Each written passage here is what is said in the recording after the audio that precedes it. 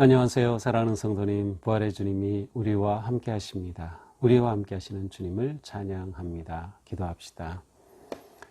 하나님, 감사합니다. 오늘도 저희들에게 소망의 날을 선물로 주시니 감사합니다. 부활의 주님과 함께 오늘 하루의 삶이 거룩하고 진실하며 하나님께서 함께 하시는 기쁨과 소망과 승리의 삶 되게 하여 주시옵소서.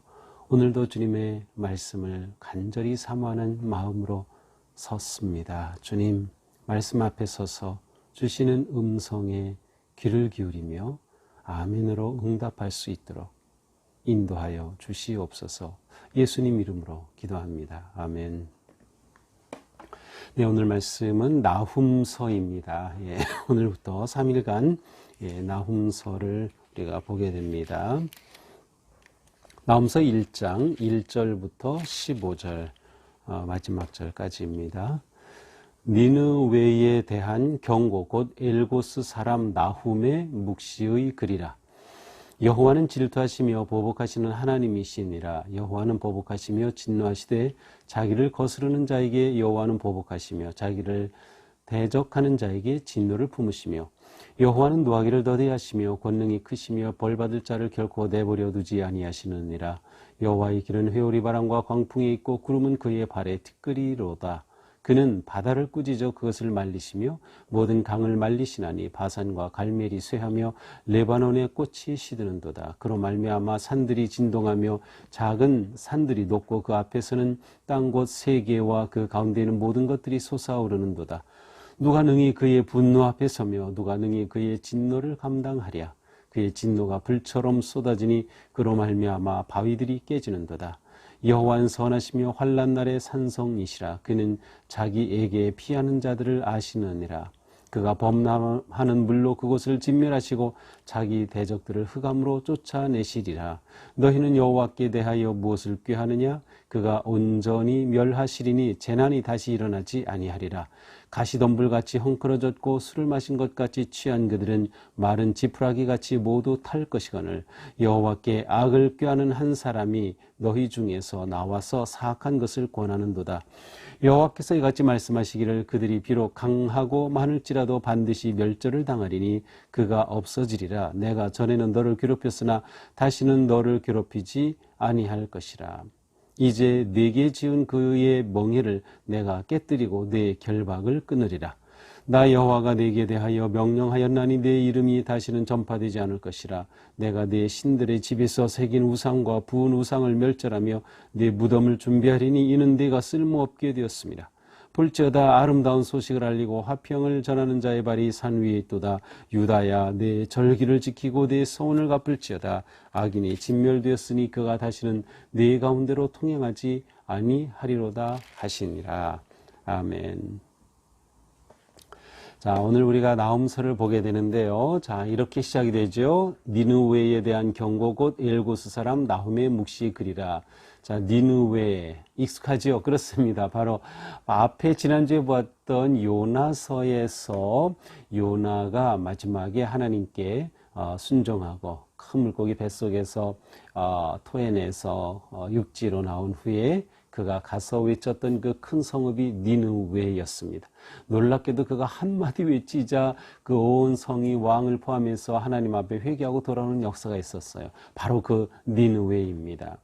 자, 그런데 이 나훔 역시 니느웨에 대한 경고입니다. 자, 그런데 요나서는 니느웨에 하나님의 그 말씀을 선포하자 그들이 회개하고 돌아왔어요. 그래서 그들이 하나님의 자비하심과 인자하심 안에 세워지게 되었죠. 오늘 우리가 보는 나훔은 그때로부터 약 100년쯤 지난 역사적인 배경의 때를 이루고 있어요. 그래서 대략 정확히 볼 수는 없지만 이 나훔의 예언했던 시대를 대략 본다면 이 나훔서가 예언 선포되었던 것은 640년 전후 그쯤 될 것으로 보고 있습니다. 자, 그러니까 요나서와 나훔서는 서로 연결이 되어 있습니다. 자, 그런데 요나서에서는 니느웨가 회개하고 돌아와서 구원을 받았지만 오늘 보게 되는 나훔서에서는 바로 그 니느웨에 대한 하나님의 심판의 명령이 주어지고 있음을 이제 우리가 보게 될 것입니다. 나훔이라고 하는 이 이름은 위로, 위안 혹은 구원 이런 의미를 가지고 있습니다.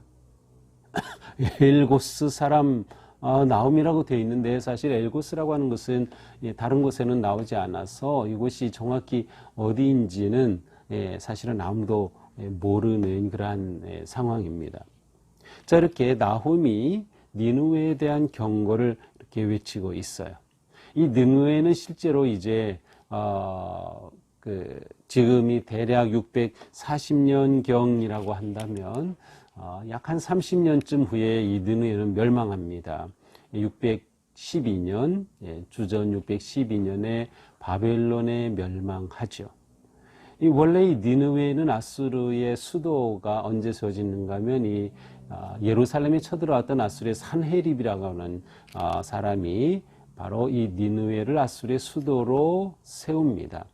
이제 그 이후에 612년에 이제 멸망하게 되는 거죠.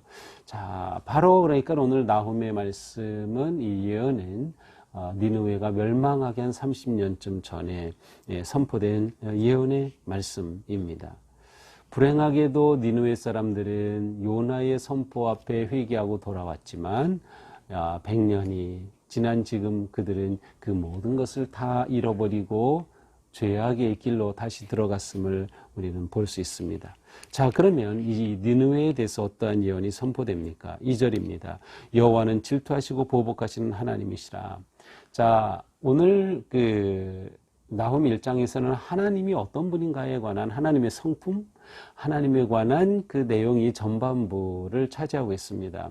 자, 하나님은 어떠한 분? 질투하시며 보복하시는 분. 원래 질투라고 하는 이 단어는 성경에서 무엇과 연결이 되냐면 언약과 연결이 됩니다. 하나님과 언약을 맺은 백성의 관계 속에서 그 백성이 하나님을 떠나서 우상에게 마음을 줄 때 하나님은 질투하십니다. 마치 사랑하는 사람 사이에 그렇게 질투를 느끼는 것과 같은 그러한 의미가 담겨 있어요. 자, 여호와는 질투하시며 보복하신다. 또 보복하시며 진노하시되. 자, 누구에게 보복하십니까? 거스르는 자. 하나님을 거스르는 자에게는 보복하시고 하나님을 대적하는 자에게는 진노를 품으신다. 자, 그런데 3절에는 전혀 다른 하나님에 관해 말씀해요. 여호와는 노하기를 더디하시고 권능이 크시고 벌받을 자를 결코 내버려 두지 아니하시느니라. 자, 놀랍게도 여호와는 노하기를 더디하시고 권능이 크신데 그 하나님은 또한 벌받을 자를 결코 내버려 두지는 않으신다. 여호와의 길은 회오리 바람과 광풍이 있고 구름은 그의 발에 티끌이로다. 자, 여호와의 권능이 나타나죠. 우주적인 이 자연의 모든 것들을 다스리시는, 결국 이 하나님은 온 열방을 다스리시는 하나님이신데 원래 하나님은 자비하시다는 겁니다. 노하기를 더디하신다는 거예요. 그러나 하나님을 대적하는 자에게, 하나님을 거스리는 자에게 하나님은 보복하시고 진노하시고 그들을 결코 내버려 두지 않으신다. 자, 그러니까 하나님 안에 이 두 가지 성품이 있습니다. 그러니까 진노 중에라도 하나님의 자비하심을 경험할 수 있고 하나님의 자비하심 속에서도 우리는 진노하심을 당할 수도 있는 겁니다. 그래서 하나님 앞에서 우리가 어떻게 살아야 할까를 말해주고 있어요. 하나님은 자비로우시니까 그냥 괜찮아 하며 살 수 있는 게 아닙니다.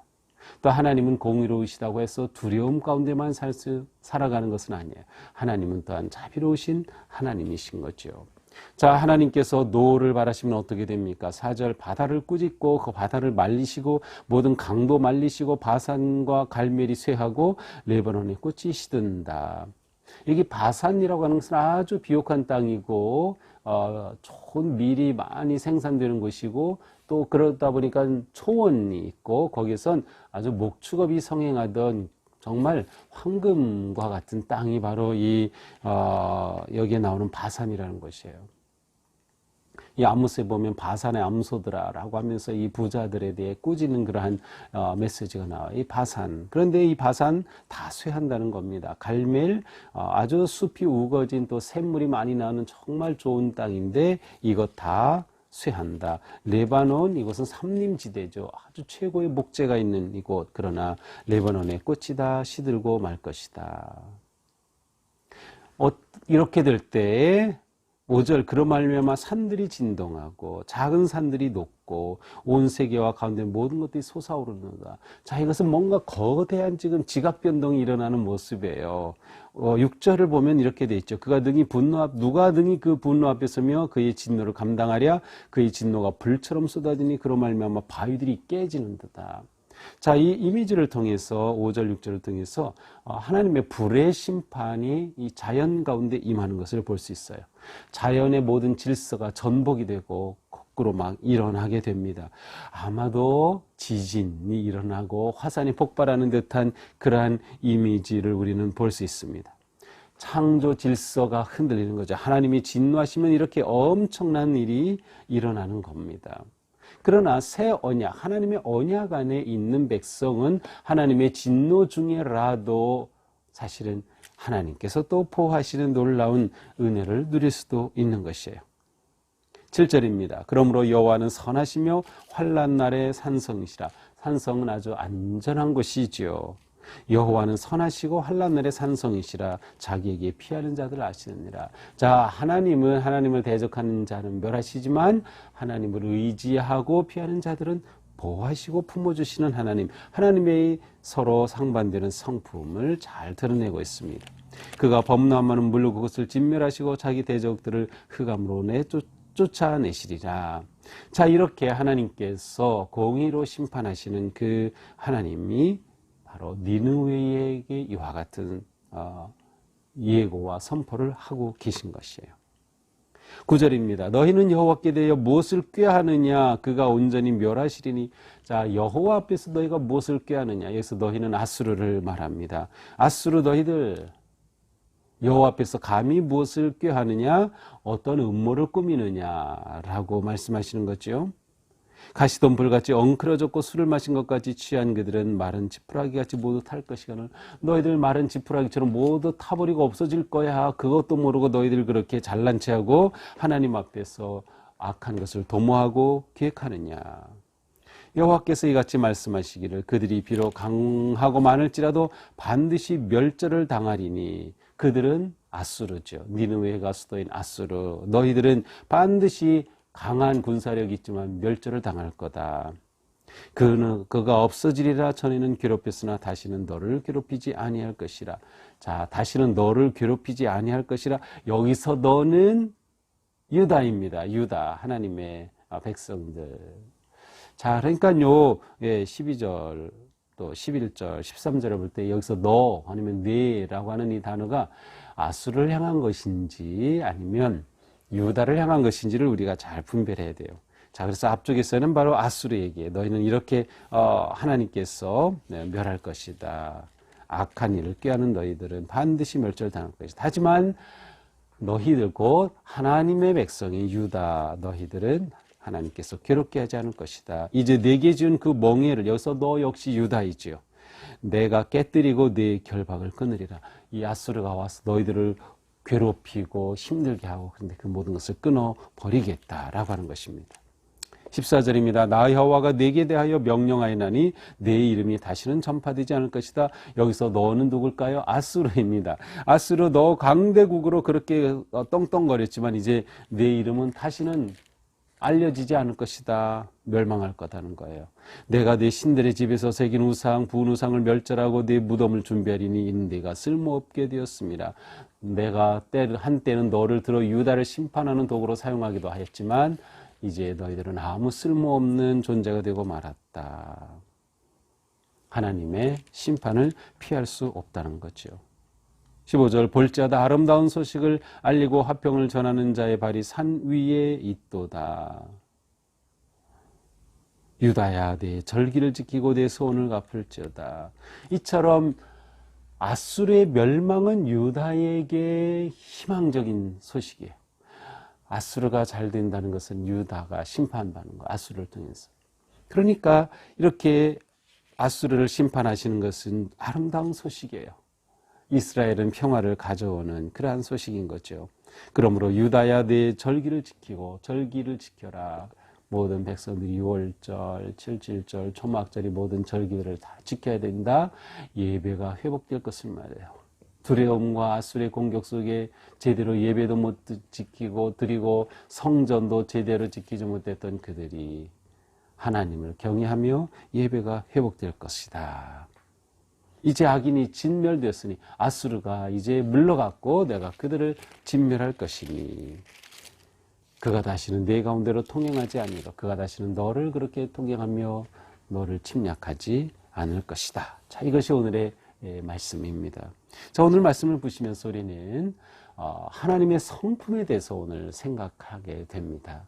자, 하나님의 성품이 자비로우시면서 동시에 공의로우신 이 두 성품을 보여주고 있습니다. 하나님의 자비하심은 공의로우심을 무시하지 않으십니다. 그러나 하나님의 공의로우심이 자비하심을 넘어서지도 않으십니다. 하나님에게는 자비하심과 공의로우심이 함께 있습니다. 자, 하나님은 자비로우심과 공의로우심으로 이 땅을 다스리십니다. 하나님께서는 이 땅을 보시죠. 이 땅에 관심이 너무도 많으셔요. 왜냐? 우리가 생명을 가진 사람이 이 땅에 살고 있기 때문에 하나님의 형상을 지은 사람을 하나님께서 보고 관심을 가지시는 거예요. 하나님은 이 땅의 일에 관심을 가지고 계셔요. 무슨 일이 일어나는지. 그래서 하나님의 역사, 하나님이 일하시는 무대는 이 세상과 역사를 통해서 하나님이 일하십니다. 이 세상과 역사를 통해 하나님이 일하신다. 이렇게 하나님이 일하실 때 진노하시는 하나님으로 나타나실 수도 있고 자비의 하나님으로 나타나실 수도 있어요. 결국 우리가 어떻게 사느냐가 이것을 결정하게 됩니다. 우리에게 중요한 것은 하나님은 내가 살아가는 이 삶 보고 계시는구나. 나에 대해 관심이 많으시구나. 그러므로 나는 매일매일 하나님 앞에 살아가는 그러한 의식, 하나님이 지금 내 앞에 계시다고 하는 그런 믿음, 꼬람데오의 의식, 꼬람데오 앞에 계신 하나님의 그러한 의식과 믿음으로 사는 것이 굉장히 중요하다. 그렇게 되면 우리는 그 하나님 앞에서 선하고 의롭고 예배하고 찬양하며 거룩한 길을 걷게 될 때 하나님의 놀라운 은혜와 자비를 잊게 될 것이지만, 그러나 하나님이 내 앞에서 보고 계실 때 내가 하나님을 거역하고 배반한다면 하나님의 진노가 임할 것임을 우리는 볼 수 있기 때문입니다.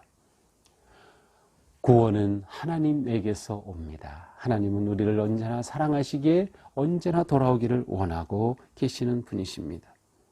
하나님이 우리의 피난처가 되고 산성이 되신다. 요새이시다.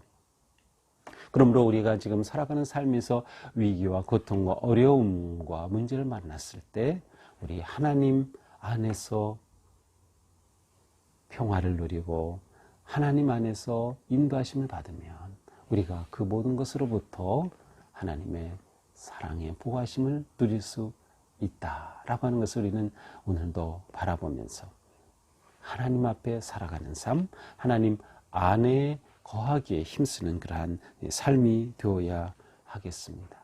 오늘 하루 우리가 하나님의 자비하심을 찬양할 수 있는, 하나님의 그 사랑을 기뻐할 수 있는 복된 하루가 되기를 주님의 이름으로 축복합니다. 기도합시다. 하나님 감사합니다. 하나님께서는 자비로우시고 또한 공의로우셔서 우리의 죄를 그대로 버려두지 않으시는 하나님. 그러기에 저희들을 세워주시려고 예수 그리스도 아들을 이 땅에 보내주셔서 우리가 예수님을 통하여 우리의 죄 사함을 받고 하나님의 사랑받는 복된 삶으로 나아가도록 인도하여 주신 그 은혜에 감사합니다. 저희들이 오늘 하루 살 때에도 하나님이 앞에 계심을, 나를 보고 계심을 기억하면서 하나님 앞에 바르고 의롭고 선하게 살아갈 수 있도록 우리의 마음과 생각을 다스려 주시옵소서. 우리의 피난처가 되시는 하나님, 우리의 몸과 마음과 영혼을 강건하게 하여 주시고 모든 질병과 아픔으로부터 건져 주시옵소서. 오늘 하루도 주님 앞에 살아가는 거룩하고 바르고 향기로운 믿음의 삶 되게 하여 주시옵소서. 예수님 이름으로 기도합니다. 아멘. 네, 오늘도 주님 은혜 안에서 우리 삶이 의롭고 또 거룩하기를 축복합니다. 사랑합니다.